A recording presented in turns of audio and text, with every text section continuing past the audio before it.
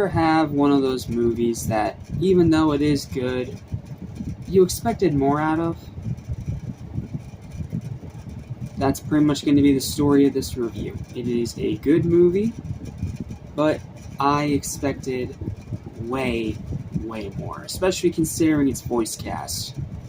But somehow, some way, this one just did not connect with me very much. Now, maybe it's my own fault, because for those of you that don't know, I absolutely hate and despise politics, and I try to keep my channel as far away from that as possible, because all it does is cause division and countless arguments, with one side attacking the other. You know, currently like the Snyder bots are trying to attack the gun fans for Superman. That's the best way I can put it. But this movie, I went into it excited, expecting a lot more than I got. And it's unfortunate, because this is still a good movie. I want to say that. Don't take this critique as negativity. It's simply disappointment, because it should have been so much better than it was. But again, it is a good movie, just a disappointing one. So let's talk about it. What's up, what's happening, what's going on, everybody? Welcome back to Mr. Station, which is your fan and everything animation, including a whole lot of anime, as well as TV and movies. I'm your host, Jackson Small. Welcome back to Ghibli Month. Welcome to my review of Porco Rosso. I don't know why I said it like that. My voice just sometimes does really weird things when I hit the record button. But, yeah, this is a movie that is pretty good. I can definitely see why a lot of people really enjoy it. But because it is, political as all hell, especially in its subtext, yeah, I couldn't really get into this one very much. Sorry. But I'm still going to review it anyway, and I'm still going to give it a thumbs up. So, here's my review. I hope you enjoy. Here we go. Whereas I had plenty to say about the previous Ghibli movies we've looked at so far, unfortunately this is the first time in this marathon where I really don't have much to say. Mainly, maybe it's because of how much I despise politics, but I didn't really connect much with this one despite it still being really good overall. That's the most disappointing part. I can see that it is a really good movie, but it's just not connecting with me the way it probably connects with most people.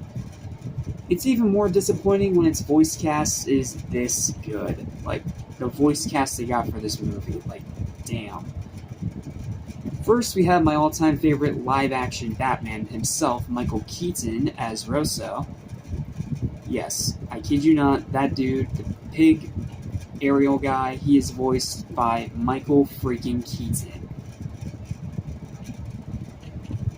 Brad Paisley's wife, Kimberly Paisley, Dr. Gordon from Saw himself, Carrie Ellis, or if you're a much more recent fan of my channel, he's the evil bowling dad from the Knuckles TV series, Brad Garrett, Frank Welker, Jeff Bennett, D. Bradley Baker, Mr. Tentacles himself, Roger Bumpus, Debbie Derryberry, again, Corey Burton, Bill Farmer, yes, Goofy is in this movie, Tom Kenny. Speaking of SpongeBob alumni, there's the Yellow Sponge himself, Trez McNeil, again, Rob Paulson, and even one of the first ever voices of our favorite two-tailed fox, Tails, Bradley Pierce. That is a pretty freaking stacked cast, and once again, in Ghibli tradition, they all deliver really good performances. It's just what they've been given to work with that I'm not a big fan of.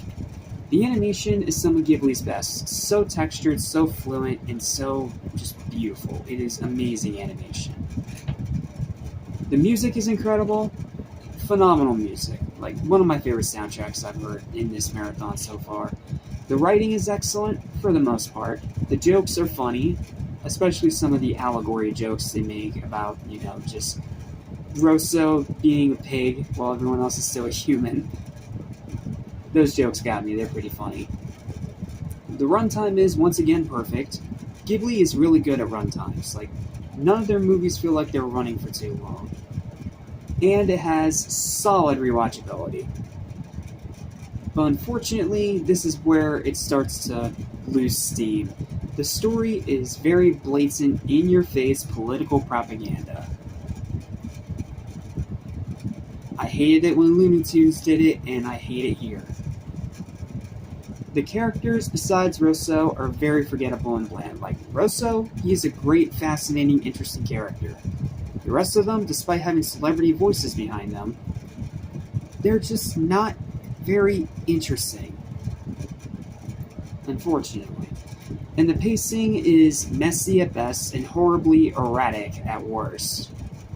Specifically, around the second to third act of the movie is when the pacing gets really just out of control.